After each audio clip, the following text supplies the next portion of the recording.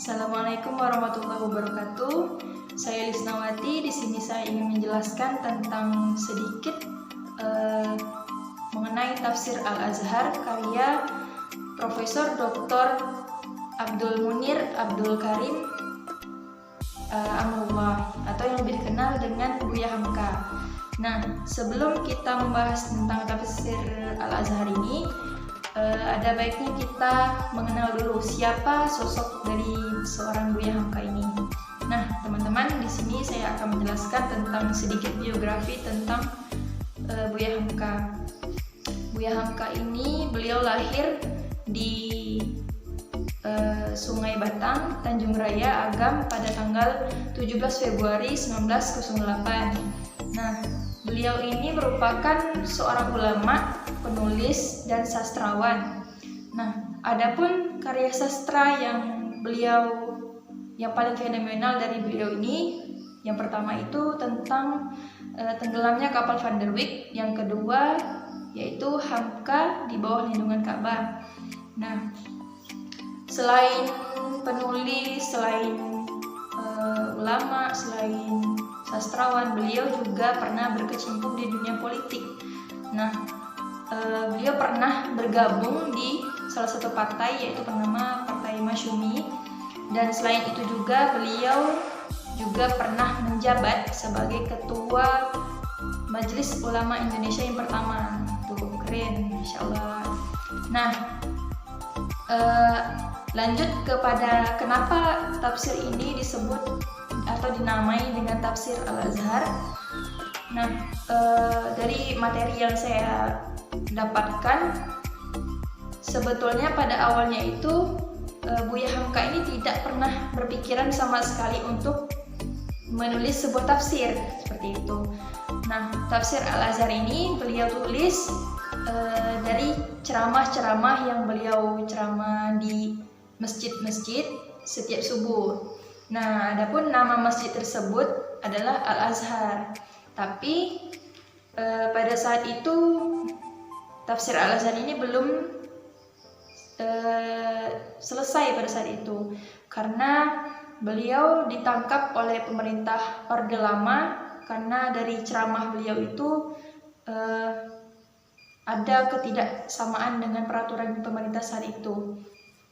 Nah, tidak putus di situ, Buya Hamka ini juga makin berleluasa untuk menulis tafsir ini hingga selesai.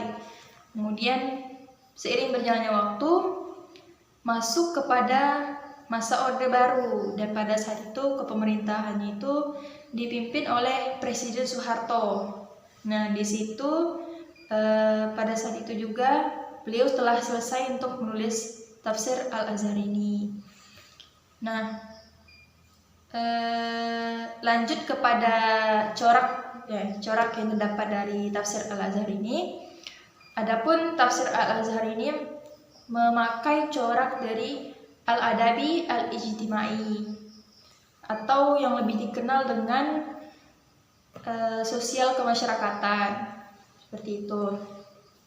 Nah, mengapa Buya Hamka menggunakan corak tafsir Al-Adabi Al-Ijtimai? Karena corak tersebut bisa menafsirkan atau lebih cenderung menafsirkan nas-nas Al-Quran itu dengan bahasa yang lebih indah, seperti itu.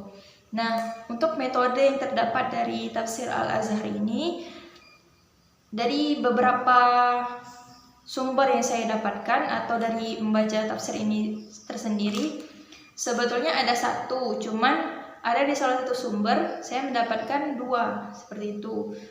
Adapun yang paling utama di situ disebutkan atau lebih ketika dibuka tafsir ini lebih cenderung menggunakan metode tahlili, karena dia berurutan dari surah Al-Fatihah ke surah An-Nas, seperti itu. Metode tahlili atau analisis ya.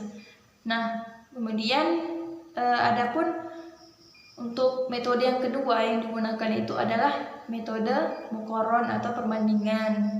Di sini Buya Hamka juga terdapat menggunakan metode muqarron. Muqaran ini perbandingan antara nas Al-Quran dengan Al-Quran, Al-Quran dengan hadis, Al-Quran dengan qaul sahabat, Al-Quran dengan riwayat tabi'in, seperti itu. Adapun Profesor Dr. Hamka ini dia tidak sekedar terdapat ijtihad, tapi beliau juga merujuk kepada kitab tafsir para mufassir lainnya, seperti itu. Nah, contohnya itu terdapat dalam Quran surah Al-Baqarah ayat 143, itu juga didukung dalam kitab tafsir Al-Kasyaf karya Zamasyuri, seperti itu. Nah, teman-teman, mungkin segitu yang bisa saya sampaikan. Terlebih dan kurang dari penyampaian saya mungkin bisa dibantu untuk meluruskan. Saya akhiri dengan wassalamualaikum warahmatullahi wabarakatuh.